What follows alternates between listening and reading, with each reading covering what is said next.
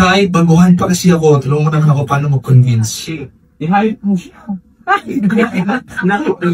Nako, andyan lang ako palagi. Nako, andyan lang ako palagi para supportahan ka. Notice, paano siya sumagot? Taglish. Again, we trained him sumagot na parang coach mo lang.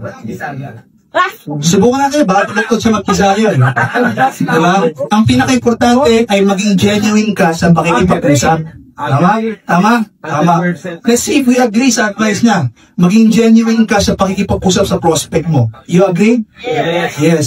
Sabi niya, simulan mo sa pag-invite ng tao na interesado sa produkto at opportunity. Huwag kang mahihiya. Kapagalitan lang niya. Kasi natural lang na may kaba, pero kung sincere ka at papakita mong gusto mong makatulong, madali nilang mararamdaman yun. Bago ka? Tama? Okay. Pwede rin mag-imbita ka ng prospect mo sa upline mo, makipag-chat ka, 3-way call, baba natin. Okay, that's it. Gawin mo itong credible, 5 to 10 prospects. So, these things, no, hindi ka limited sa sagot niya, di ba? Tapos tandaan mo lagi, pwede kang humingi ng tulong sa akin o sa upline mo, hindi ka nag-iisa dito. So, kung gusto mo ng motivation, 24/7.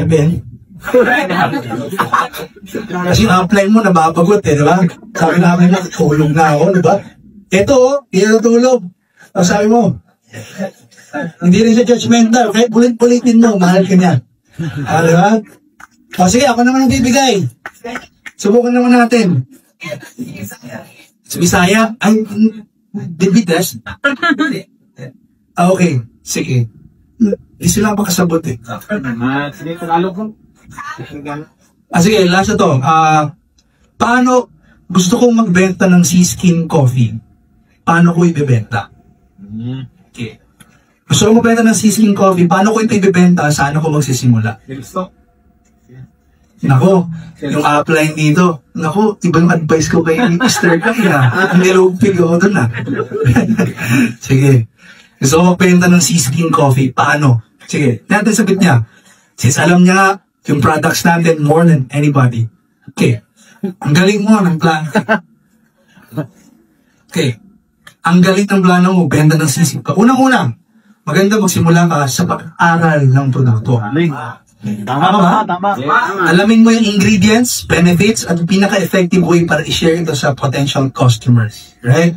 Yung Sea-Skin Radiance Coffee na may caramel macchiato flavor ay pwede mo i-promote as energizer at pang-fresh na skin.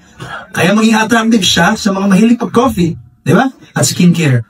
Para mas maging confident ka, mag-invite ka ng prospects mo at i-connect sa upline mo para makuha. So, okay. So on and so forth. So, every time may tinatanong po tayo, iba-iba po ang sagot niya. Nag-iisip siya ng bagong sagot para mas may fit sa tanong mo. Okay? So, clear?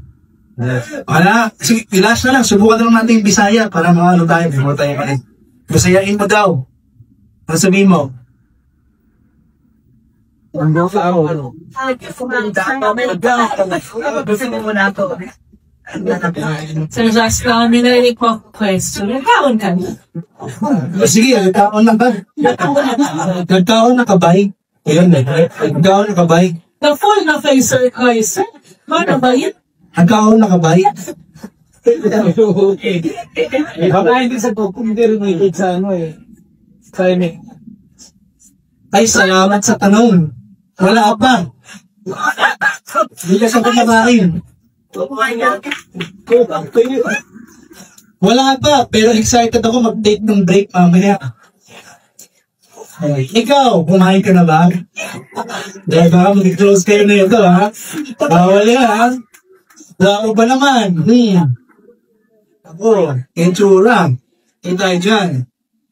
Importante, mag-well-balanced diet ka kung naging tropa mo siya. Diba? Alright? So that's it. Let's move forward. Okay guys, please. This is for you. Okay lang ba? Okay na okay? Let me tell you this. You know, in the next 6 months, gaganda pa to ng gaganda. And let me tell you this. When a member joins Seacrest, he's not gonna look at MLM the same way. Kapag na-join pa yan sa ibang company at wala nitong meron tayo, he's gonna compare. Pag wala to, itong mga improvements sa akin ng tech, let me tell you, it's gonna be a parang advantage natin yun. Yes? Yes. Alright.